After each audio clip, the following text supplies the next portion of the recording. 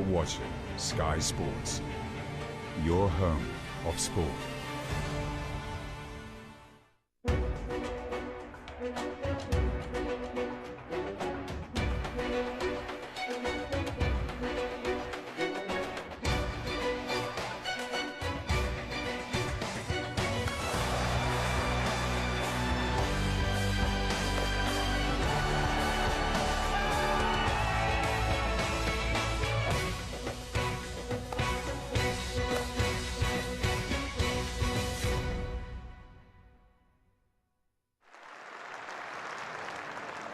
There's no one more idealistic than me.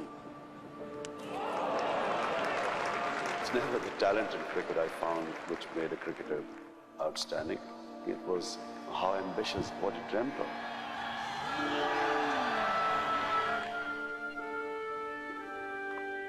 We have to dream. The bigger the dream, the bigger the man.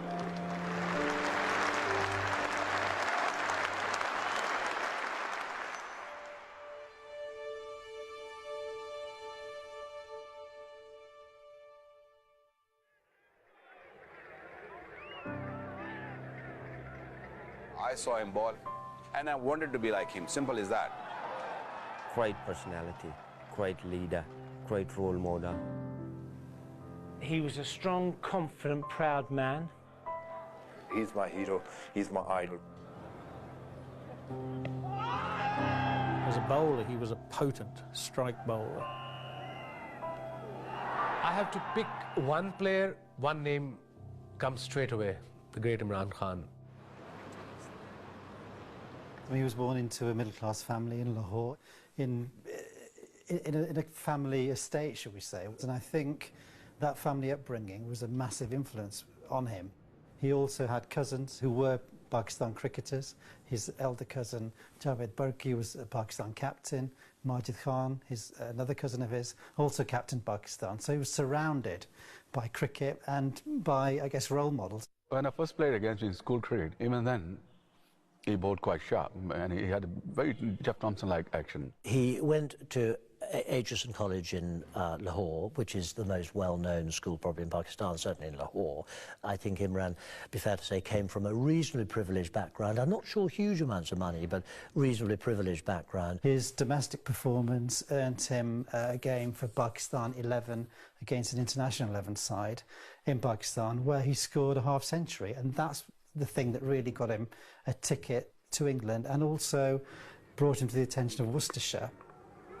In 1971, Imran Khan made a disastrous Test debut against England, and it appeared his international career could be over before it had begun. He then turned his attention to education at Oxford's prestigious Keble College, where he captained the university side and played the odd county match for Worcestershire. I remember Imran coming and playing for Worcestershire, as we would say in the trade, as a big, filthy in-swing bowler at little pace, 75 miles an hour. He got fit and strong and started racing him, and as quick as anything around, and nasty. You know, he could be nasty with it. In 1974, Khan picked up his first Test wicket against England at Headingley, 3 years after making his debut.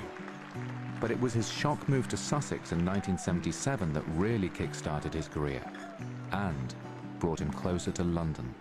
He always wanted to be around London. He always wanted to play cricket around London. And Sussex suited him. The pitch suited him, and because it's near sea, we get sea breeze, and once he started to reverse the ball, that helped him no end. It was fantastic for him. So that's where you can say things started to change for him. The first thing I remember is that when he arrived here in Sussex, 1977, he was more of a medium-pace bowler, swung the ball. He had a sort of open action, swung the ball. One of the guys who helped him in his bowling was John Snow, who was at Sussex. And he changed into a more what you might call traditional sideways action. And Imran, to some extent, did the same. Imagine a bowler changing his whole action. That's impossible. That's unheard of. And after 2 years, he worked on his action, proper cartwheels, sideways. So it means he was also very tough mentally and very hard-working bloke. And his physique developed. he grew into himself even more, became a top-rate bowler, and was always a very talented batsman, very talented ball player, hitting the ball. So he had both, which turned him ultimately into a great all-rounder. He would captain a lot of times, but when he was at Sussex, John Barclay, J.R.T. Barclay, was his captain. You're dealing with a superstar, but he didn't have that sort of status. I think that when you've got rare talent, outstanding talent, within any teamwork, it needs to be accommodated sensibly within the concept of the team. There were moments when certainly I expect I as captain would be not accused, because nobody did that, but would say, you know, Johnny, they'd say, you're always pandering to that Imran. And I'd say, as well I might, because he's going to win us a match or two. With Imran Khan's performances turning heads in the cricket world, he was fast becoming a national hero back home in his beloved Pakistan. Imran was the first truly national inspirational figure that Pakistan had. There were other great cricketers before him, they were role models, but not in the way that Imran brought the whole country together. He had a huge impact on younger generation. We grew up watching him, admiring him. I still remember we used to even copy him how to talk. I was a die-hard fan. He was huge, Imran Khan. Not just for cricket, the way he carried himself on and off the field, the way he spoke, the way he was as a playboy image as well. So a bit of a naughty image of Imran worked as well. When we were growing up as a cricketer, I think most of the players, they used to follow him because everybody praises him. Whenever he plays, he performs really well and he wins lots of matches for Pakistan, you know. So you can say, yeah, he was the main man behind our cricket at that time. I used to put the poster in where I used to sleep, you know, in that area. And being an all-rounder, I always grew up watching Imran Khan. He's my hero, he's my idol. We produce some really good cricketers just by watching him, just by following him. And I think he's been a seriously a godfather to all of us. Khan's ability with both bat and ball was obvious. But there was more to his success than just natural talent. He had to work really, really hard. And looking at his career, looking at where he wanted to finish up, he actually worked it out what he wanted to do. Well, always wanted to become fast bowler. As soon as he entered international cricket, he started thinking, and this is typical of Imran, you know, how do I become the best I can become? He used to be a workhorse. You know, if he wasn't bowling in the nets, he was fielding, he was training. So I think, this is what Imran Khan gave to Pakistan cricket. He used to run and run and run and then bowl and bowl and bowl and bat and bat and bat. If his team bowlers were tired, he would have some local bowlers bowling to him, and he would make sure that those local bowlers were bowling to him from 15, 16 yards so that he could get that pace that he's going to face at international cricket. Then he would go out on the field and actually perform and actually show you why he worked so hard and then he delivered. So you ended up believing in him. As Imran's reputation grew on the pitch, so did the interest in his life off it. With dashing good looks and oozing charisma, he quickly became one of the faces of London's A-list celebrity scene. Imran would take on the image of a very social person and lots of friends and girlfriends and that. And to some extent, I think that probably was true, to some extent. But he also was very committed to his game and his sport, his training and his practice. I used to go out with him. He used to carry me, come on guys, let's go out. And I've seen, girls standing in a queue in Australia just to meet Imran Khan. For me, it was an eye-opener. A Pakistani playing in Australia, and there were queues outside the hotel or outside the restaurant just to shake hand with the great Imran Khan. And I loved every minute of it, just spending time with him off the field. More off the field than on the field, I can promise you that. You know, he didn't drink at all. He went out with one or two more well-known people, but, you know, he was quite quiet. He's not a party. Imran's not a party animal, never was at all. He's quite quiet and, measured. In the early 80s, cricket in Pakistan was changing under the guidance of both Imran Khan and the gritty street fighting qualities of Javed Miandad. When we were growing up and Javed was acting as a vice captain under Imran Khan, I think it was a great help to Imran. We always praised him as well, because in the beginning Imran Khan was not a very good captain or not a very good learner. He was also a very hard worker man. They knew what was happening, they knew what to do, what sort of field setting we needed, what sort of mindset we needed as a team or as individual bowlers. So they were great help, not just to me, to every youngster around them. And we owe these two guys a lot. Pakistan as a team were known as being a team of individuals. They didn't especially get on. First step he made as a captain was actually to drop Majid Khan. Oh, Majid was at that stage Prince of Pakistan cricket. Nobody could touch him, and it was his first cousin. So that actually gave everybody, the sign was there, this guy is going to be honest. As the personnel changed under Imran's captaincy, so did the Pakistan mentality. It was very important for Imran and for us as a team members that we go out and we fight it out. Fight like tigers, I think, was the sort of line, and he gelled them together. He made them into that sort of unit, and of course then they were very dangerous. I reckon he changed the psyche of Pakistan cricket. The psyche was to go out and compete and work hard, and you can win against any side in the world. That's the point he actually emphasized on, and that's why he changed the psyche. In the dressing room, it could be scathing. He would fire the hell out of the guys if they don't put in 100%. But out there, with the media and general public, he would stand up for his team. He would stand up for all the individuals in the team. And that's how people came to respect him. I remember there was a game in Sialkot in '86, and I came out at number 11 batsman, and Imran said, "Don't play a silly shot." And what do I do when I walk in? Played a silly shot. So I thought, okay, everybody's changing now, we're going to go out to bowl. Imran probably will, he'll forget about it. But no, I got up in the dressing room, went right into the bathroom, just to hide from Imran. And what did Imran do? He followed me with his spikes on. What did I tell you? Told you not to play a silly shot. You're not going to improve as a batsman. So then I realized he always believed if number 9, 10, 11, if they're fighting it out is blocking, trying to get extra run here and there. It means the team spirit is there. Khan's performances with bat and ball during the 1980s elevated him to one of the world's greatest all-rounders. All those all-rounders, 4 of them, Richard Hadley, Kapil Dev, Imran Khan, Sarian Botham. Imran for me is their top ultimate because I knew him inside out. Imran Khan really stood out for me as a very consistent, reliable performer.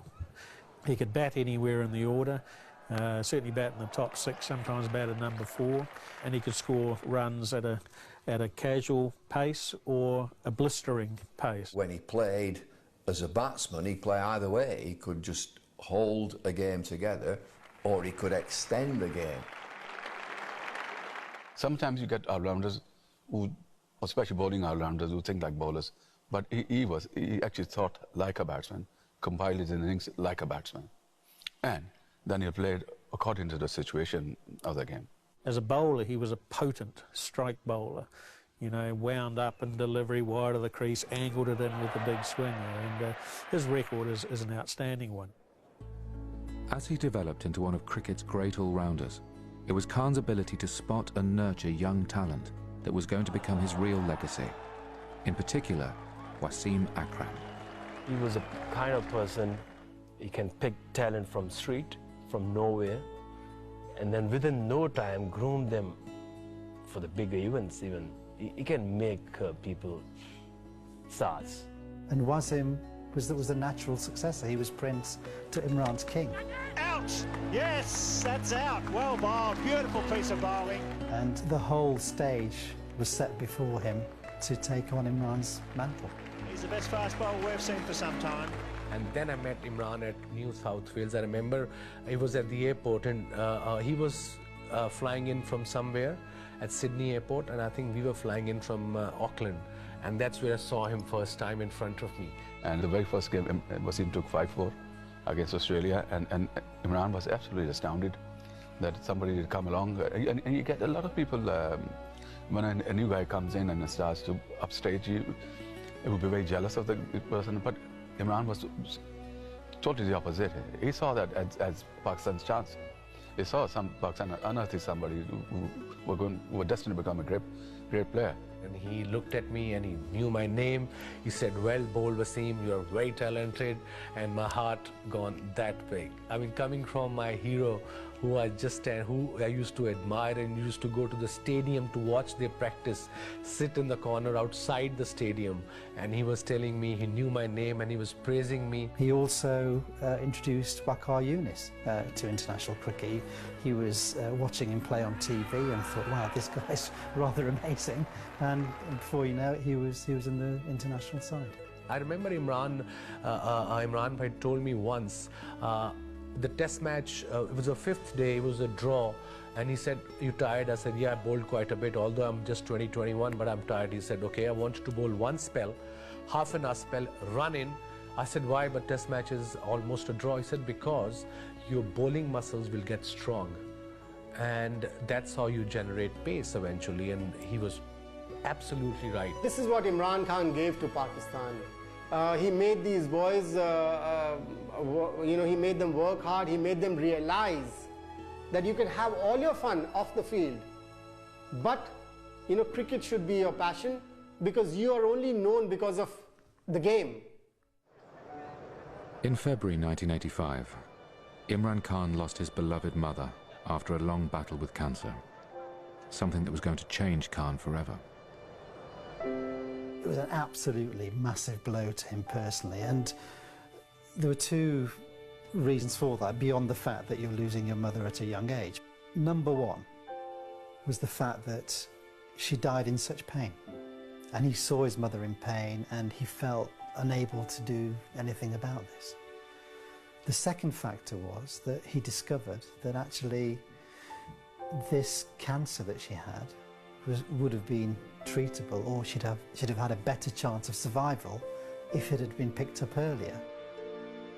He was quite a broken man, and he took it very, very badly. But on the other hand, what he did inspire him to do was to build this hospital, and when he first started out, he didn't really believe that it could happen. But gradually things started to fall into place, and that's the big, in fact, forget about cricket, that's the biggest service he's done to Pakistan. Back on the cricket pitch in the summer of 1987, Imran Khan led Pakistan to a first ever series win in England, with a masterclass in both batting and bowling. A lot of his drive was to set right the wrongs of the colonial age, so he wanted to be England in England. Yes, that was our lifelong ambition, to start winning against England in England. He wanted to make sure Pakistanis weren't perceived as being secondary to any other nation or any other race. Pakistan won the 5-match test series 1-0, with Imran taking 21 wickets and averaging nearly 50 with the bat. Later that year, Imran Khan retired from cricket. But very soon after his retirement, he was at a function for the Pakistan team, hosted by the then President Zia-ul-Haq, who was the President of Pakistan. And Zia-ul-Haq took Imran to one side and he said, "I'm going to ask you to come out of retirement, and I want you to say yes, because it's your duty to help your country." It proved to be the right decision for both Khan and Pakistan, with Imran recording his highest score in Test cricket in 1990 with a gritty 136 against Australia in Adelaide. Drive, that's down the ground, that's knocked away by Campbell. They're going through for the single, that's 100 for Imran. Well played, a superb captain's knock. But it was 2 years later that Khan led his team to the ultimate prize. In the end, he won us a World Cup of the '92, and I still remember it. Every Pakistani who watched that World Cup still remembers it like it was yesterday. First few games, first round, we were very down because Pakistan wasn't playing well that time. But we had hope. that we can win the World Cup. The minute we started, he said we're going to win this World Cup because he was about to build a hospital free for poor and still working perfectly fine. Have poor people get free treatment there for cancer. We had a bad start. We lost our 3 games. You know, West Indies, South Africa, India. So that was the time when Imran and the other senior players took over and just gave us the boost and try to feel confident that we can win the tournament. We were all sitting in the dressing room. Here comes Imran, wearing a shirt with a tiger on. He just carried in and said, "Look, I want to say something. Come, everyone, come closer." You know, that 10-minute speech actually changed everything. I just told them that, listen, you know, just be as if, you know, you're a cornered tiger. Against all the odds, Khan's Pakistan side made it to the World Cup final against an England team who had bowled them out for just 74 runs in a pool match earlier in the tournament. From being almost out of the competition, they'd got to the final, and their last 3 or 4 games they'd absolutely steamrolled over people, so we knew it was a completely different team that we were going to play against in the final. Imran had got them together. I still remember the World Cup final, when Imran Khan went in for the toss before the match. He was wearing a green t-shirt with a lion printed on the front of it. When the England captain Graham Gooch came up for the toss, he pointed out that his lion looked down, and Imran Khan replied straight away, "When the match is over, it will be your lions that will be down and out." I think at that stage in the early 90s, he was a more, you know, mature sort of player. He took a brave move to promote himself in the order in that World Cup final and got runs. Nobody talks about it, but it was a massive decision. Imagine if he would have failed. First 35 overs, everybody was saying, what Imran and Javed Miandad is doing. They're not making runs. We are not going to win. I dropped in a big skyer at mid-wicket. And after 35 overs, when they picked up the run rate, oh my God. And then I remember Waz coming in towards the end of the innings, and he hit some amazing shots. I came, got 33 of 18 balls, so we got to 249 if I remember exact total. And it was slow going for a while, and then it came down to a partnership between myself and Lammy, and we put 60 or 70 on and got us right back in the game. And Imran said, "I reckon you should come for 2 overs, we need a wicket," because partnership was building up. I said, "Sure, I'm warmed up, skipper." The ball to Alan Lamb was the perfect round the wicket, outswinging reverse ball. It was absolutely on the button, unplayable. So I bowled that delivery, he missed it completely, off stump gone, and I think that was it. And it was Imran Khan himself who claimed the final wicket to win Pakistan the World Cup. Perfectly. I mean, he deserved that, I reckon. And he bowled his slow ball. I think Illy was the batsman, Ramiz was the catcher. And, you know, it didn't register us for about 2-3 days to all of us that we won the World Cup. It's when we landed back into Pakistan, then we realized we did something out of the extraordinary. It was something, the whole country was so happy. We all felt that World Cup was Imran's dream. There's nothing else we can say, that it was about his vision, his mindset. And he knew he was taking a gamble, that I have to win the World Cup if I am to get the cancer hospital. So that was his obsession. He knew that if he won the World Cup, the support he would get in Pakistan, the funding that he required, that would materialise because people would be so delighted with the victory. He also knew that if he didn't get the victory, it could spell disaster. The Pakistani people are really emotional. I would say if we didn't won that World Cup, they would not support Imran for the hospitals. I think that was really important for him to win the World Cup. And then, you know, we believe that that day was the biggest day for Pakistan, not as only sporting event, But as journal, people were so happy. Imran Khan finished his career with 362 test wickets in 88 matches, with a batting average of just under 38. But to the people of Pakistan, and many more around the world, he will always be much more than just a cricketer. I'm probably the only cricketer, a friend, who told him, you've got no other choice, you will finish up going into politics. And it happened years ago, and he said, you're silly, you're stupid, you're mad. And I said, no, I'm telling you, this is what is going to happen to your life. I would back him do whatever he's doing because this is his time to pay back. I never seen him living a life which is self-centered. You always have something bigger to achieve. This is my prediction that after some time, people will realize that he is the best ever leader of Pakistan. I think one day he will become a Prime Minister of Pakistan, and he is the one who will change things around.